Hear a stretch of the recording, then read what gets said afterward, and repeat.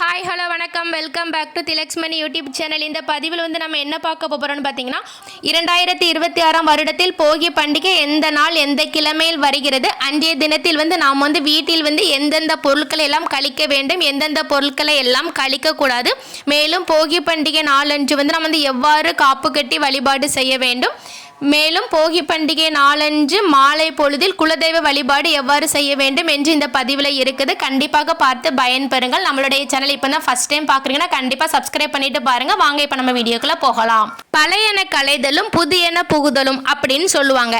அதாவது நாம் போகி அன்று வீட்டை நன்றாக சுத்தப்படுத்துவோம். அப்படி சுத்தப்படுத்தும் போது நம் வீட்டில் உள்ள தேவையில்லாத பொருட்களை நாம் கழிப்போம். அப்படி நம்ம கழிக்கும் போது எந்த பொருட்கள் எல்லாமே கழிக்கணும்னு சொல்லி பார்த்தீங்கன்னா நம்மளுடைய பழைய ஆடைகளை கண்டிப்பாக கழிக்கலாம்.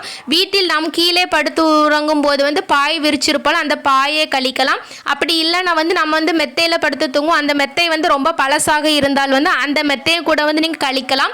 அடுத்து பார்த்தீங்கன்னா துடைப்பம் இருக்குல்ல, துடைப்பம் நல்லா தேஞ்சு போயிருந்தால் கண்டிப்பாக அன்றைய தினத்தில் கழியுங்கள், ரொம்பவே சிறப்பு. தேவையில்லாத பொருட்களை எல்லாம் எடுத்து நம்ம தீயில் இட்டு எரிக்கலாம். அப்படி இல்லை என்றால் தூர போட்டு விடலாம். இவ்வாறு நாம் போகி பண்டிகை அன்று நம்மளுடைய பழைய ஆடைகள் போர்வைகள் எரித்தால் நம்ம வீட்டில் இருக்கும் பீடைகள் மற்றும் தர்த்திரியம் எல்லாமே நம்ம வீட்டை விட்டு அகலும் என்று சொல்லப்படுகிறது. அதனால தான் நம்ம பயன்படுத்துகின்ற பொருட்களை தீயிட்டு எரிக்க வேண்டும் என்று சொல்கிறார்கள். அதுக்கப்புறம் பார்த்தீங்கன்னா போகி பண்டிகை அன்று காப்பு கட்டுவாங்க.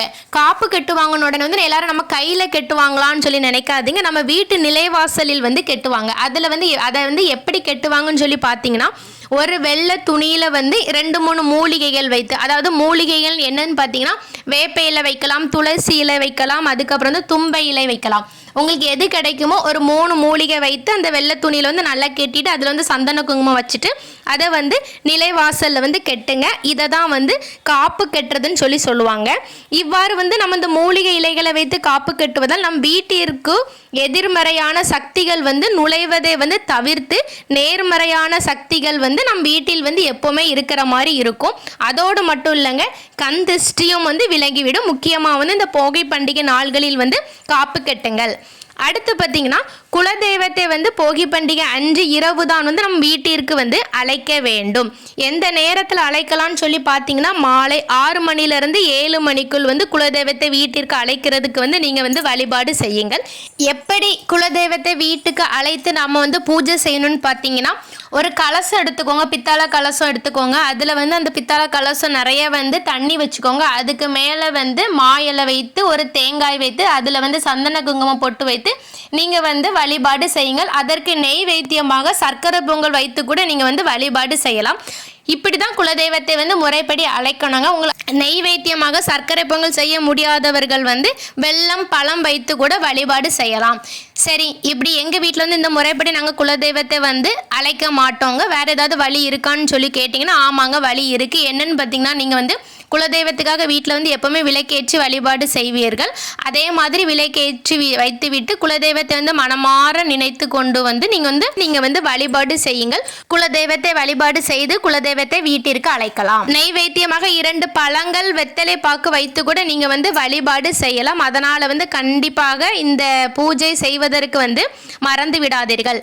நாம் இவ்வாறு நம் வீட்டில் பூஜை செய்வதால் நமக்கும் நம் வீட்டில் உள்ளவர்களுக்கும் எல்லா விதமான அதீத நன்மைகளும் நமக்கு சேரும். ஓகே ஃப்ரெண்ட்ஸ், இப்படி தான் போகி பண்டிகை அன்று நாம் பழையன கழிதலும் புதியன புகுதலும் எப்படி செய்யணும்னு சொல்லிட்டு இந்த பதிவில் தெளிவாக இருந்திருக்கு. எல்லாரும் கண்டிப்பாக பார்த்துருப்பீங்க. கண்டிப்பாக போகி பண்டிகை நாளன்று காப்பு கட்டி நீங்கள் வழிபாடு செய்யுங்கள். இந்த வீடியோவை உங்களுக்கு ரொம்பவே பயனுள்ளதாக இருந்திருக்கும்னு நினைக்கிறேன். கண்டிப்பாக உங்களோட ஃப்ரெண்ட்ஸ் அண்ட் ஃபேமிலிக்கு ஷேர் பண்ணுங்கள். நம்மளுடைய சேனலை சப்ஸ்கிரைப் செய்யுங்கள். தேங்க்யூ ஃபார் யுவர் வாட்சிங். இனி அடுத்து இதே மாதிரி ஒரு நல்ல பதிவில் சந்திக்கலாம். உங்கள் அனைவருக்கும் இனிய போகி பண்டிகை திருநாள் நல்வாழ்த்துக்கள். தேங்க்யூ ஃபார் யுவர் வாட்சிங். அடுத்து இதே மாதிரி ஒரு நல்ல பதிவில் சந்திக்கலாம். நன்றி, வணக்கம்.